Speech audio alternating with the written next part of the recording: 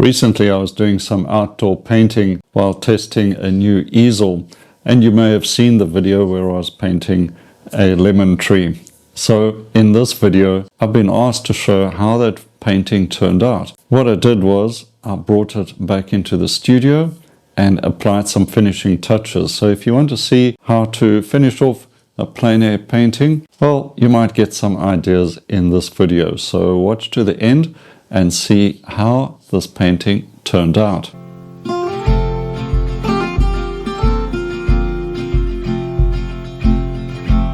Well, this is where I left off painting outdoors, and now I brought it into the studio and I'm going to add the finishing touches.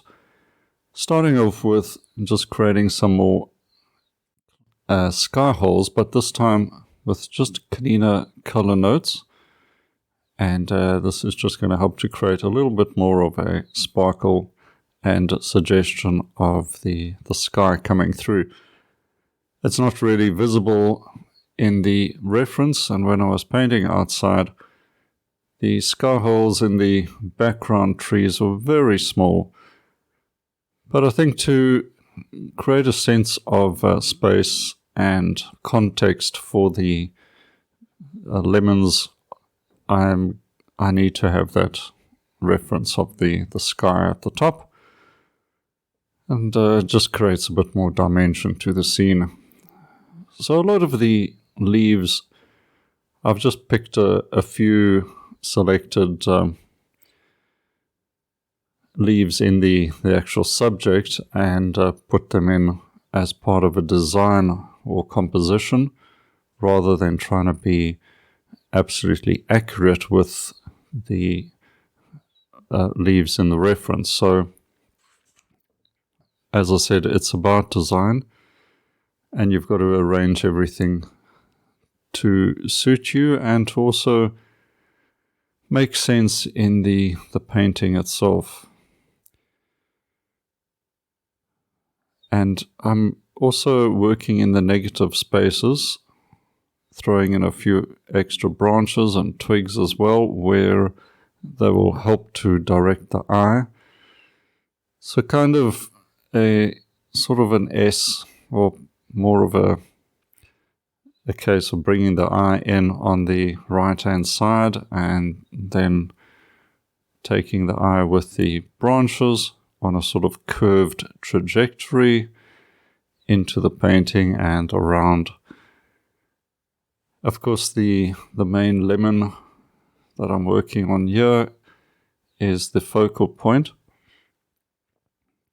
Now the highlight of the lemon is more in the rule of thirds, although the entire lemon, I guess, is closer to the center.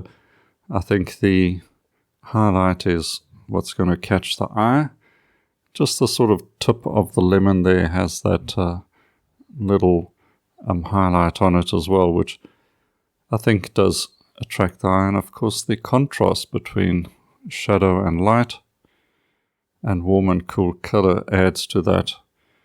Plus a hard edge of the yellow highlight on the lemon against the dark leaf behind it also helps to attract the eye. And that is more or less in the rule of thirds on the right hand side. So composition wise, these considerations are still important, and it really does help the viewer's experience as well. If everything was right in the center, the eye would tend to get stuck right away and just focus on that center point, and you may lose some of the impact, I suppose, or the interest in the painting by having the viewer explore the other parts of the scene. The other lemons would be secondary, even if it is merely by their size being smaller. But you can also make the edges of those lemons and the smaller branches, even the leaves, slightly less focused and sharp, and that will also help to set them down the hierarchy of importance.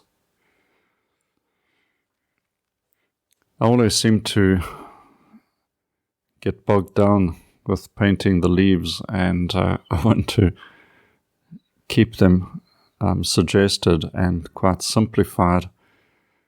But I seem to, with these lemon tree leaves, they have these interesting shapes as they tend to curl around, and each one is very different. And sometimes I feel like I should be more accurate with them. But especially when you're painting outside, you don't quite have the luxury of time, so you can certainly try and get a characteristic of that leaf or anything really in your scene. Just go for the gesture or the truth of the object, and don't sweat the little details.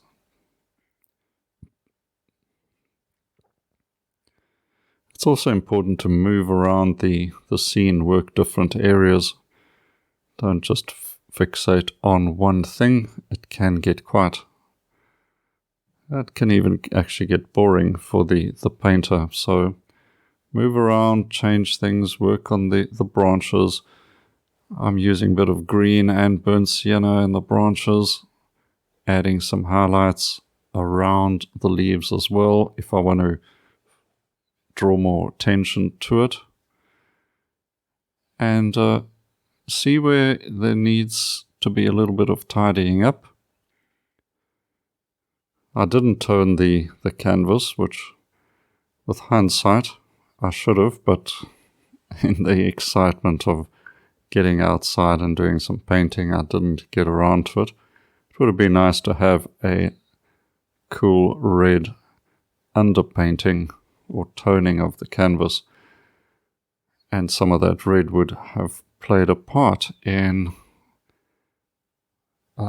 setting a little counterpoint to all the greenery. But I've got to rely on the burnt sienna to do that.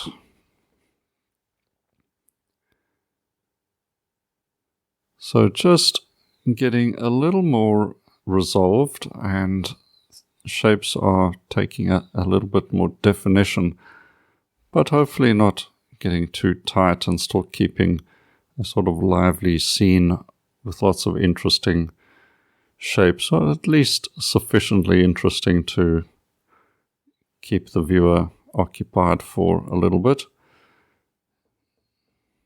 It is really a still life painting, isn't it? Just set up outdoors, and nature has taken care of that as well. So all you have to do is just show up with your paints and put some paint down and have some fun. I just remember, if you are keen on trying out plein air painting but not quite sure how to begin, I have an entire course called Plein Air Painting for Beginners. Very convenient, and it's on my painting school. Quite a substantial introduction, and it's going to take you from your very first plein air painting right through to more advanced techniques over a period of 10 weeks. So look out for that. There'll be a link in the description as well. Okay, back to getting to the final stages, adding some highlights and some bright, clean color notes to add a bit of sparkle and zing, and nothing like a nice yellow-green to do that.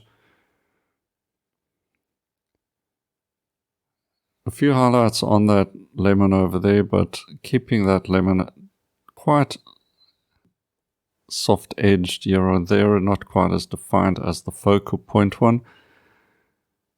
A few little highlights and warm yellow greens on some of the leaves. Simplifying a little lower down in the painting where it is fairly busy.